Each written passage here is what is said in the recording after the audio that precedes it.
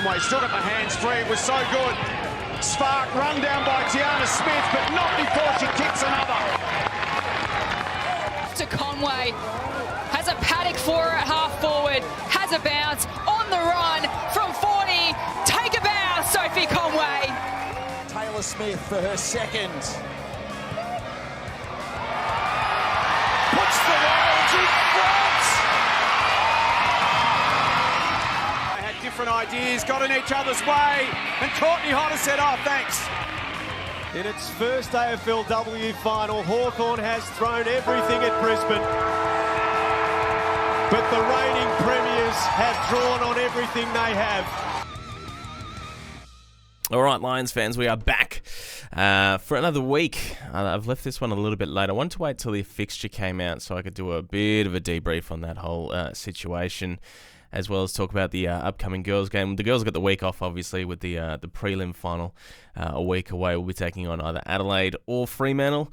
At this stage, I'm prepared to back in. We'll be playing Adelaide in a prelim, and not for the first time. So some cracking games between those two teams. Even this year, the home and away game straight after the men's grand final. Absolute belter. Heaps of people at Brighton Homes Arena. I'm expecting the same in a couple of weeks' time. Could be egg on my face if Freo get up. So we'll wait and see how that all pans out. But if we go back last week, tough game against the Hawks.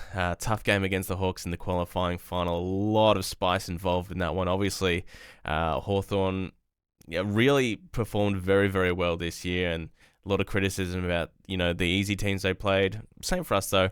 They've got a lot of ex-Brisbane Lions people involved, Emily Bates and Greta Bodie, and their head coach, Daniel Webster, as well. So there's a little bit of spice there, and you can see it all boiled over at the very end.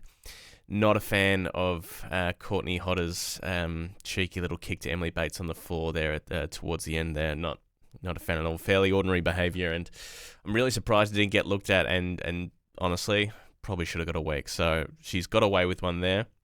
Belle Dawes, however, did get a suspension for a week for the charging on Ainsley West, I believe her name is. I've probably Ainsley Kemp. Buggered that up. Either way, thrown out. So luckily that we've got Belle Dawes for that prelim final, because she is obviously she's one of my favourites, if not my favourite, and one of our key cogs in the midfield. So will be good to have her back for the prelim.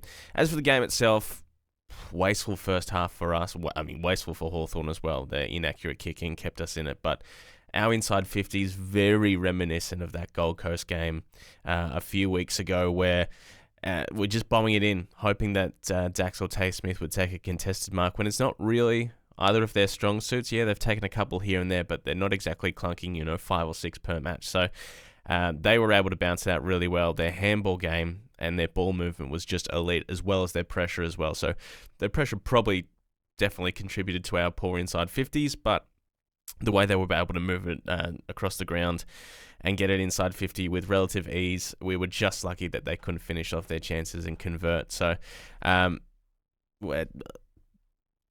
in with that, our midfield, sort of the names we're used to seeing have a huge impact. All Dwyer, Belle Dawes, Ali Anderson, Sophie Conway, they were all they weren't below par, but they struggled to make the impact that we know that they could have. Emily Bates and West in the midfield, and Fleming absolutely tore us apart. So they were having the impact that we wanted our mids to have. It wasn't until the second half where there was a little bit of a change. Kathy Spark moved forward of the ball. Courtney Hodder came in the middle and sort of had a quasi-run with role with Emily Bates, bring that tackling pressure. And then Kathy Spark, 2 goals herself, a direct assist to Tay Smith at the end as well, when we hit the lead and were able to hold on, thanks to a Dakota Davidson goal in the fourth quarter. So, like I said, a gritty win, a great win. Little bit of controversy at the end. Tilly Lucas-Rod carrying on a little bit, refusing to shake hands. Pretty poor on her 75th game. I'm sure she's probably not looking back on that too favourably, but I understand the heat of the battle.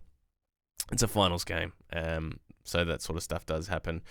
They've got another chance this weekend to take on Port Adelaide, so they'll be focusing on that. We've got the week off, so we'll be resting, recovering, and ready to go for a big prelim. As far as best ons go, tale of two halves. I thought Jen Dunn was really, really good across the whole game. She had some huge moments.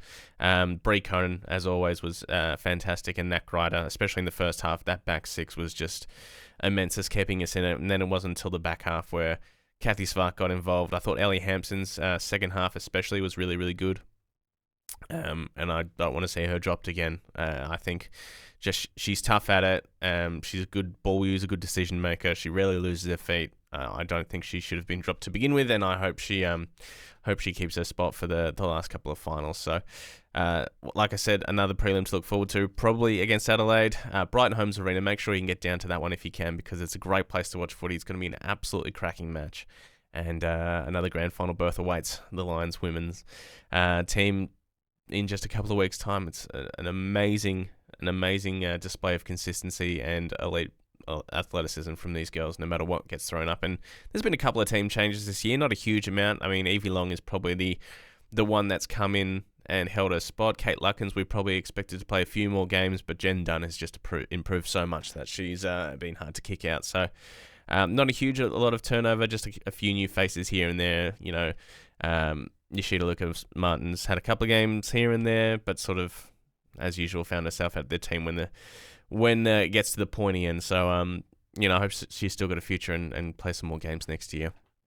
All right, let's have a look at the news we're all waiting for, and that is the 2025 fixture released yesterday. Double ups against Sydney, Hawthorn, Geelong, Bulldogs, Collingwood, and of course the Suns that have brought out their new logo. What else have we got? We got home games, the stand 11 home games. No 2 home games in a row. A couple of away games in a row, but one of them is gather round, so it doesn't really count as an away game, and the other one involves the most likely the Wooden Spooners, so probably not a huge stretch there, and it's also off the back of a bye. So a couple of weeks of travel there. The other one does involve a game in Queensland, so we've got an away game at People First Stadium, so we'll still get to sleep in our own beds. No plane travel involved, and then we go down to the MCG for Collingwood in the back half of the year. All those fixtures yet to be decided on, times, dates, all that sort of stuff. 6 games in Victoria, 5 in Melbourne, 3 at the MCG, 2 in Marvel, 1 in Hobart at the new Ninja Stadium, which is a cool name for a stadium. I mean, it's just named after kitchen appliances. I know I've got a couple at home, so yay. What else is worth noting is a little bit less travel this year. Last year we had 2 trips to Perth, 3 to Adelaide, including gather round. This time 1 to Perth at the very back end of the season.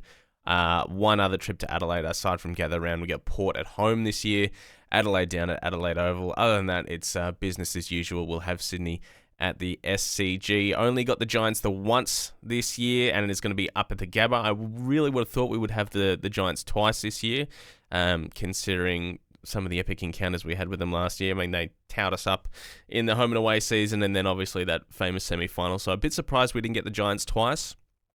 But Geelong, Sydney, Hawthorn, Collingwood, Bulldogs, and the Suns, you can't laugh at that. We have officially got the hardest draw again. We got that last year. No surprise when you make grand finals, when you win grand finals. That's the way the equalisation policy works. That's the way the fixture's meant to work. So no real surprise there, but I still do think it's a little bit more favourable than last year, considering the amount of travel we had to do. So not unhappy with this one at all. Finally get the Hawks at the Gabba is probably another huge takeaway from this one. Haven't had the Hawks at the Gabba for 2018, 2019, probably, since the last time we played there. We've played them just about everywhere else. MCG, Marvel, down in Tassie. Finally get them back at the Gabba. Will that change our fortunes against them because they've had the wood on us since 2020? Who knows? Hopefully. It would be nice to tick that one off. It's turned into a little bit of a hoodoo, and no doubt they'll be thereabouts at the end of the season again, probably pushing for a top 8, top 4 position. So those are going to be some cracking games. We get them twice, obviously, as well. So something to look forward to. Other than that, like I said, not unhappy with this one. I think all in all, we should be pushing again. The big question, as we all know, is what's going to happen with that forward line. Are we going to get another key forward in? Is Sam Day going to come in? There's still no word on that yet. I think the SPP period is probably where we're likely to pick him up. We didn't get him as a delisted free agent, so all quiet on that aspect at the moment. We've got the draft next Thursday. We probably all know what's going to happen there. Ashcroft, Sam Marshall, and probably one of those tall academy kids we're looking at the back half, if we've got any picks left, and then we'll just assign contracts accordingly. You know, the rookie contracts to Dara Joyce and the like, and then Sam Day will fit in somewhere after that, I assume. or we've gone completely cold on him and we are really just backing in, Henry Smith, or 2 tall forwards with Hippie and Logan Morris, and then, Rayner, McCarthy, etc., etc. We've got a whole 6 months to think about how that's all going to unfold until next year. So until then, look forward to it. Prelim final for the girls in a couple of weeks' time. Can't wait for it. Another grand final is calling, most likely against North, who look absolutely unstoppable at the moment, and I'm sure we've got some scars from round 1 against those girls, and I'm sure they've got some scars from the grand final last year as well. So some great footy on the way. Look forward to it. Go Lions.